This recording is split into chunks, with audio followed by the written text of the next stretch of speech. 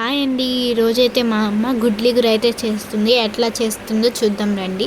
ముందుగా ఉల్లిపాయ ముక్కలు కట్ చేసుకొని నూనెలో వేసుకొని బాగా దోరగా వేగిన తర్వాత 4 పచ్చిమిరపకాయలు నిలువుగా చీల్చుకొని వేసుకొని చిటికెడు పసుపు, కూరకి సరిపడ కారం, ఉప్పు వేసిన తర్వాత అర గ్లాసు నీళ్ళు అయితే వేసుకొని ఒకసారి కలుపుకున్న తర్వాత గుడ్లు నిలువుగా చీల్చుకొని కూరలో వేసుకొని ఒకసారి కలుపుకున్న తర్వాత కూర దగ్గరికి అయిన తర్వాత స్టవ్ ఆఫ్ చేసుకొని దించేయడమే.